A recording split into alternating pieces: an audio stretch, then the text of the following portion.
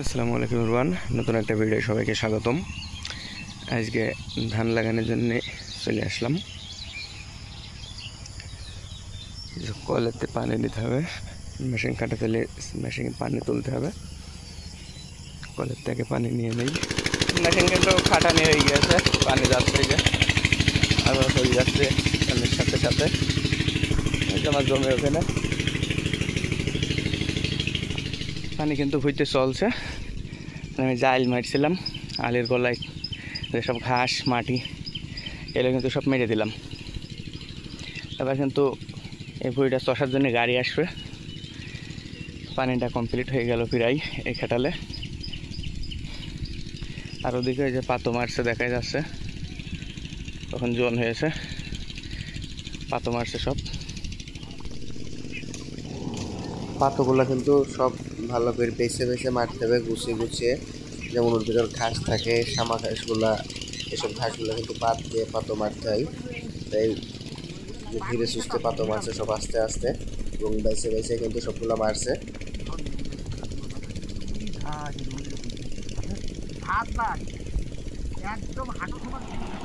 গাড়ি কিন্তু চলে গেছে, ভুঁইচ আসছে।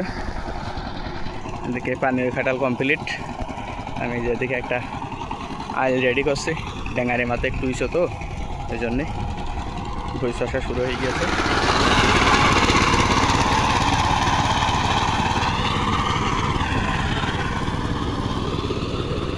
জমি কিন্তু একদম প্রস্তুত হয়ে গেল প্রায়।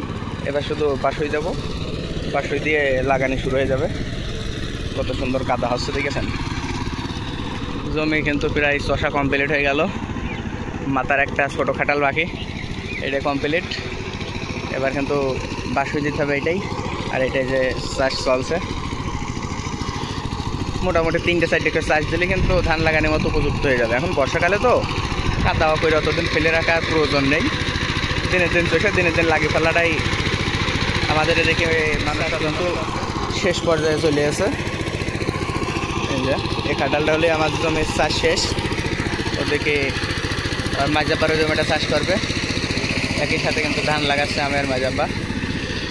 পাতো ওদিকে লেবার হয়েছে, পাতো ভাঙছে। চাষ শেষ হয়ে গেলে কিন্তু বাসুই চলে আসবে, বাসুই বোলা হয়ে গেছে। অনেকটা উঁচু নিচ কিন্তু দেখা যাচ্ছে জমি। হ্যাঁ, চাষ দেওয়া শেষ হলে বাসুই দিলে কিন্তু সব প্রায় 60 হয়ে যাবে না। জমি কিন্তু চাষ শেষ, পানি কিন্তু সব একদম লোড করে দিলাম। মেশিন বন্ধ করে দেবো। এই যে দেখেন কি জিনিস, বলেন তো এগুলো কি? এগুলা আমরা চাষি মানুষ ভাই, দেখেন মেশিনটা বন্ধ করতে যাচ্ছে, পানি দেখে আমার সম্পূর্ণ জমি লোড হয়ে গিয়েছে। এই যে গরুর মোয়ের পেছে কিন্তু এভাবে সেপে ধরতে হবে, যেখানে যেখানে উঁচু আছে। যদি সেপে ধরা যায় তাহলে কিন্তু এই কাদাগুলো সব তোপের দিকে চলে যাবে। আমিও কিন্তু এভাবে সব চেপে চেপে আমার জমিটা শার্ট করে নিয়েছি।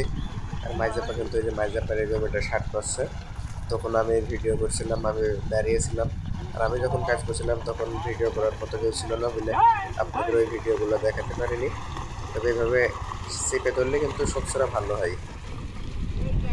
বাসু দিয়া শেষ, বাসু দিয়ে যাই দেখেন আমার শরীরের অবস্থা দেখেন, মানে বাসুর পেছে চাইপে চাইপে ধরতে এসেছিল তো জায়গায় জায়গায় ইস্যু নিস শার্ট করার জন্যে। বাসু দিয়ে শেষ হয়ে গেছে, একটা করে দিলেই হবে। দেখেন একটা অথবা দুইটো, বেশি দেওয়া লাগবে না, একটা দুটো কোনো রকম দিতে গেলেই হয়ে যাবে। অত ঘন করে লাগানোর দরকার হয় না, হাইব্রিড ধান তো। ওই একটা লাগালে একটা এমন মোটা মোটা ঝাড় হয়, তাই ভুঁইতে ধরে না। ওই জন্য আমি একটা একটা করে লাগাচ্ছি, দেখা যাক আল্লাহর রহমতে কেমন ঝাড় করে ধানে। এই যে আমি জোন নিচে কিন্তু 4টে জনের দাম নেবে, 6 জনে কাজ করছে।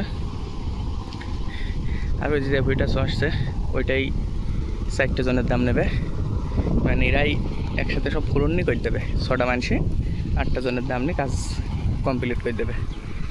বাসু দেওয়ার পরে কিন্তু যে পিছনে সব 60 হয়ে গিয়েছে।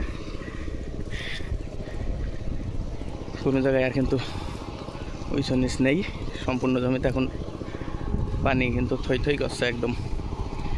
আজকে আকাশটা কিন্তু পরিষ্কার আছে, খুব একটা মেঘলা মেঘলা ভাব নেই অন্য দিনের তুলনায়। আজ আকাশটা অনেক ক্লিয়ার। বাড়িতে ভাত টাত নিয়ে চলে আসলাম জলের জন্য। এসে দেখছি বাকি অংশটুক ধান লাগানোর জন্য ব্যস্ততার মধ্যে রয়েছে। এই পাইটা তুললে কিন্তু সব কাঁদে আসবে। আর কেমন লাইন সোজা করে লাগানো আছে দেখতেই তো পাচ্ছেন। এভাবে যদি একটা একটা করে লাগানো হয় তাও কিন্তু হয়ে যাবে।